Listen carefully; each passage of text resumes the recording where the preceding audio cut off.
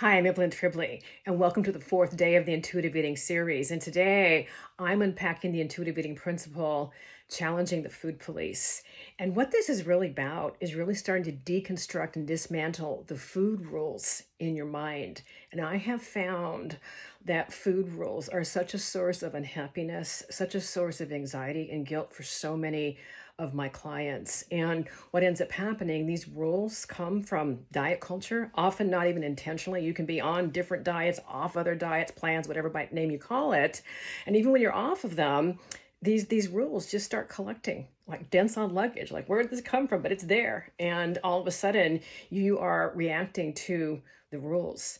And when we start thinking about diet culture in itself, it's so problematic. I like to look at this idea that to me, diet culture is like fashion. There's always the latest, greatest, and there's something new, and it's incredibly fickle. Years ago, butter was out, and now people are throwing it into their coffee. So it's just something that's really problematic.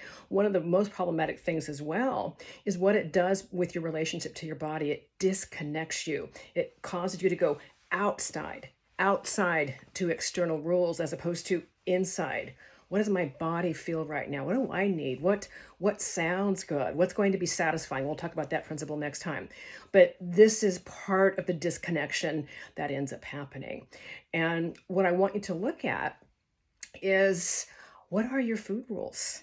And what are the characteristics of them in terms of, I get really concerned when they're really rigid. There's nothing wrong with having preferences, but when there's rigidity to this, if you violate or break a rule, if you feel a tremendous amount of guilt around that, that's problematic. Guilt and shame is not good for your health.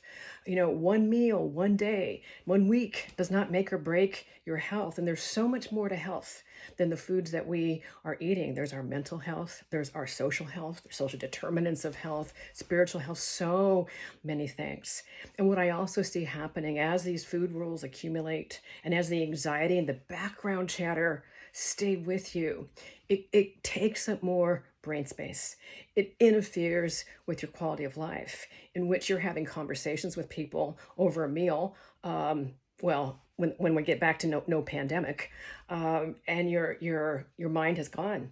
Your mind has left the conversation. You're not present because you're stuck in the background chatter of the worry. It's kind of like when someone, you've ever, been on a conversation with somebody on a phone, and the person on the other end is giving you the right answers, they're responding, but you can tell they're not there. They're not connecting. That's what ends up happening. This is how this affects your quality of life. And this is why this is so important to take a look at. So there are a couple pathways to doing this. I have a lot of patients that like to make lists. And if that's you, you might like this idea. And I've got another one if you don't like this idea.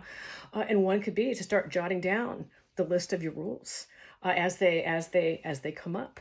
And notice the qualities of those rules, and who made up those rules? Where did those rules come from? It's okay, they don't even need to know the source, but it's really kind of interesting.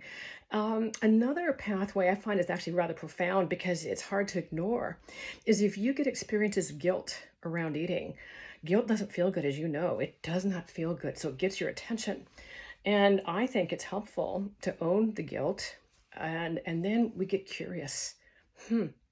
What's going on with me right now? What's coming up for me right now that I'm experiencing this feeling of guilt, which is an emotion based on breaking or violating a moral code? And food, there should be no morality in our eating.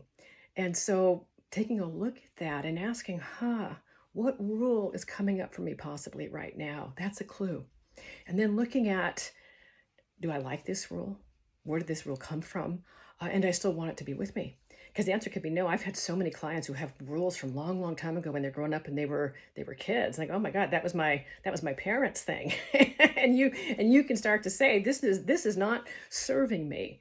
Now, I wish I can say, you just say, boom, this is not serving me, and the rule is gone. It takes some repetitions of this. But what you're doing is we're using the flashlight of awareness. And when we shine the light of awareness on these rules, they start to loosen the impact. And what they start to do is, because you're not having as much connection with the rule, it helps you shift your connection to your body and to what I want, what I need. That starts taking more of a priority. And in this process, you get more brain space back.